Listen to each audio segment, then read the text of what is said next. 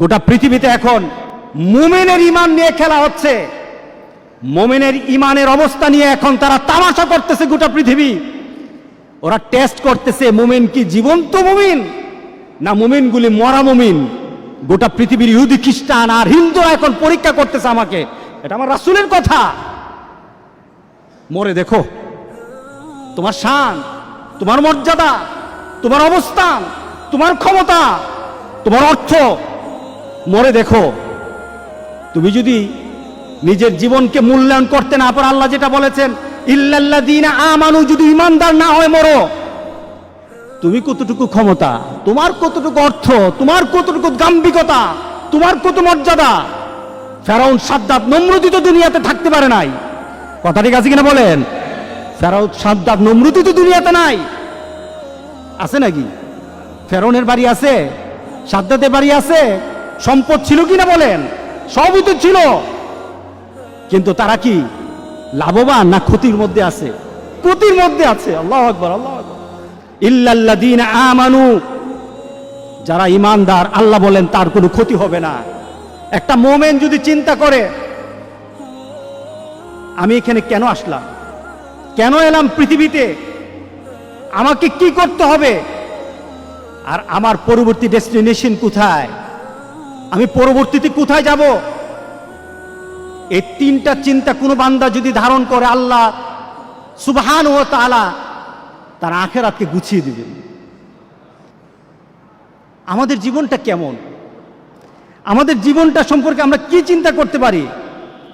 কোনো ব্যক্তি হাতের মধ্যে বরফ নিল, বরফটা হাতে ধরে রাখলে সে যতক্ষণ পর্যন্ত বরফের দিকে তাকিয়ে থাকে, সে চিন্তা করে আমার ব্যবসা হবে, আমার হাতে বরফ আছে।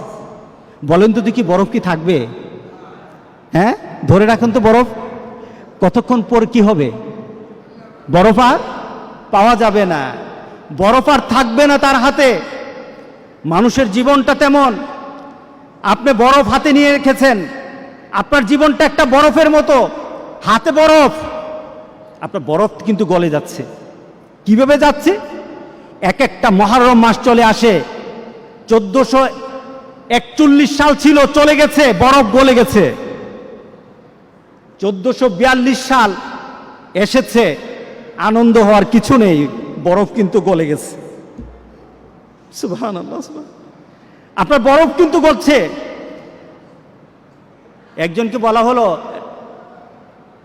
যে আমাকে নোটিশ করে দিও, আমাকে জানিয়ে দিন। আল্লাহর কাছে বলল দাউদ আলাইহিস সালাম, রব্বুল আলামিন আমার শেষ মুহূর্তটা আমাকে জানিয়ে দিও, শেষ মুহূর্তটা আমাকে জানিয়ে দিও, আমার জীবনের শেষ মুহূর্তটা আমাকে একটু নোটিশ করে দিও। আজরাইল আলাইহিস সালাম উপস্থিত। কি ব্যাপার? আমি না বলেছিলাম যে আমাকে একটু জানানোর জন্য, আপনি কখন আসবেন, আমার জীবনের শেষ মুহূর্তটা জানানোর জন্য বলেছিলাম। কোনো জানানো আগে থেকে রিমাইন্ডিং ব্যতীত আমার কাছে চলে আসলেন, ব্যাপারটা কি? আজরাইল আলাইহিস সালাম বললেন কথা আছে। আপনার দাঁতের অবস্থা কি? নাই, একটা রিমাইন্ডিং। চোখের অবস্থা কি? আগের মতো দেখি না, আরেকটা রিমাইন্ডিং। আপনার শরীরের শক্তি কোথায়? হারিয়ে গেছে, আরেকটা রিমাইন্ডিং। কে বলেন দাড়িগুলি পেকে গেছে, তার মানে এই নয় তুমি আরো চিন্তা করতেই থাকবে, চলতেই থাকবো। আমার জীবনের গতি আছে, চলতে থাকবো, তা নয়, বরং তোমার প্রত্যেকটা জিনিসের মধ্যে নোটিশ করে করে জানানো হচ্ছে তোমার জীবন কিন্তু শেষের দিকে। এটাই তো আমাদের বৎসর গণনা, এটাই তো আমাদের জীবনের গণনা, এটাই তো আমার নতুন বৎসর আমাকে এই সংবাদ দেয়। এই নতুন বৎসর হয়তো তোমার জন্য আরেকটা বৎসরের সুসংবাদ নিয়ে আসবে, অথবা তোমার এই বৎসরটাই শেষ বৎসর। তোমার 1441 হিজরি ছিল অনেকের জন্য আবার আনন্দের বিষয়। কাদের জন্য আনন্দ? কে আনন্দ করতে পারবে? 1441 সালের মধ্যে যারা এসেছে, যারা ছিল, আজকে যারা নেই, তাদের মধ্যে কাদের আনন্দ? তাদেরই আনন্দ যারা আল্লাহ সুবহানাহু ওয়া তাআলার সেই কথার সাথে নিজেকে মিলিয়ে নিয়েছে। ওয়ালাস, সময়ের কসম,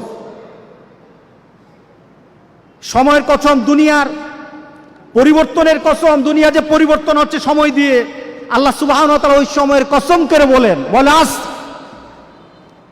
আসরের সময়টা কখন বলেন তো দেখি? বেলার, দিনের শেষ বেলা, দিনের শেষ বেলা, ওই সময়টার নাম কি? এরপরে কি হয়? গুরুব, ডুবে যায়। এরপর কি হয়? মাগরিব। মাগরিব না? দেখুন আল্লাহ সুবহানাহু ওয়া তাআলা আসরের নামটা নিলেন সময়কে বলার জন্য, অর্থাৎ সময়টা তোমার এত কম,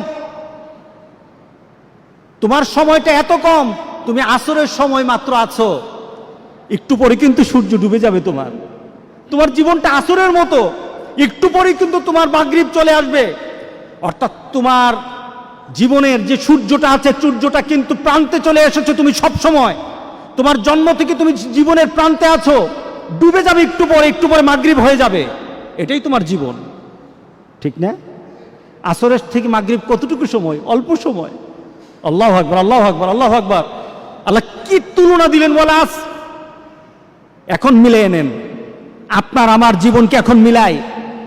আল্লাহ বলছেন ইন্নাল ইনসানা লাফি খুসর। প্রত্যেকটি মানুষ, প্রত্যেকটি মানব, ইনসান বলা হয়েছে, হিউম্যান কাইন্ড, প্রত্যেকটি মানুষ আল্লাহ বলছেন ক্ষতিগ্রস্ত, সবাই ক্ষতির মধ্যে আছে। আমরা ক্ষতিতে আছি কিনা বলেন? গত বছর 1441 সাল যখন আসে, আপনার দেহের মধ্যে কিন্তু একটু শক্তি ছিল, ভালো অবস্থা ছিল। 41-এর মাঝেই বিশাল পরিবর্তন হয়ে গেল গোটা পৃথিবীর। একটা কষ্টদায়ক পরিবেশ আরম্ভ হয়ে গেল। যার সাথে কথা বলি শরীরটা ভালো না, আগে তো শরীরটা ভালো থাকতো, এখন যেন কেন ভালো না, খালি জ্বর উঠে, ঠিক না?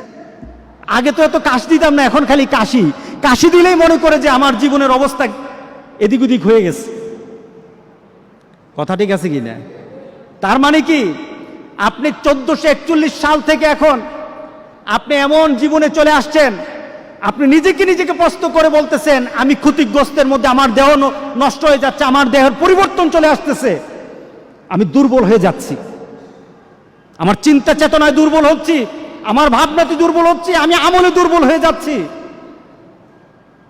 আগের মানুষগুলির আমল শুনলে চোখে পানি চলে আসে, আমি করতে পারছি না, আমি ক্ষতিগ্রস্ত। কে বলেছেন? আল্লাহ সুবহানাহু ওয়া তাআলা বলেছেন ইন্নাল ইনসানা লাফি খুসর। পড়েন ইন্নাল ইনসানা লাফি খুসর। আল্লাহ বলেন না, আমার কিছু কিছু বান্দাকে আমি কিন্তু ক্ষতির মধ্যে ফেলে দেব না। আমরা কি পড়তে চাই বলেন তো দেখি? আমরা কি পড়তে চাই যে আল্লাহ বলেছেন আমার কিছু বান্দাকে, তার জীবন, তার যৌবন, তার জীবনের সকল কর্ম, তার আখিরাতকে আমি ক্ষতিগ্রস্তের মধ্যে ফেলে দেব না? আল্লাহু আকবার বলি। আমি তাকে ক্ষতি করব না, দুনিয়া তো ক্ষতি করব না, আখিরাত তো তার ক্ষতি হবে না। ইল্লাল্লাযীনা আমানু ওয়া আমিলুস সালিহাত। মিলিয়ে নেন, ঈমান, যার ঈমান আছে, কি আছে বলেন? আমাদের ঈমান আছে কিনা বলেন? আছে, আলহামদুলিল্লাহ। ঈমানটা কেমন? রাসূল সাল্লাল্লাহু আলাইহি সাল্লামের ঈমানের ব্যাপারে বললেন এমন একটা সময় আমার উম্মতরা পড়ে যাবে, আমার উম্মতরা এমন একটা সময় পড়ে যাবে, তখন হাতের মধ্যে জ্বলন্ত আগুন রাখা, জ্বলন্ত কয়লার আগুন রাখা সহজ হবে, কিন্তু আমার উম্মতগুলির ঈমান বাঁচানো তত কঠিন হয়ে যাবে। এটা সহজ, কিন্তু ঈমান বাঁচানো কঠিন। কে বলেন ঠিক আছে কিনা বলেন? আহা, নতুন নতুন ঘটনা, নতুন নতুন কথা। আমরা আমাদের বন্ধু বাঁচতে পারি না, আমরা আমাদের ভালোবাসা কিসের সাথে রাখবো সেটা আমরা ভাবতে পারি না। আমরা কিছু ঘটনা শুনলে আমাদের মধ্যে চেতনা সৃষ্টি হয় না, মনে করি আমার জায়গায় আমি আছি, অন্যের জায়গায় অন্য থাকবে।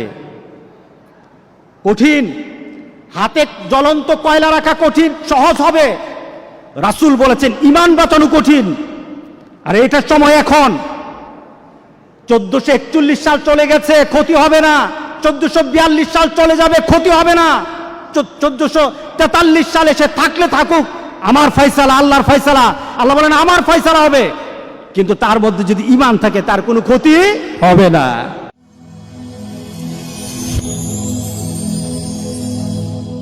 Rose TV 24. Enjoy by listening to the Holy Quran.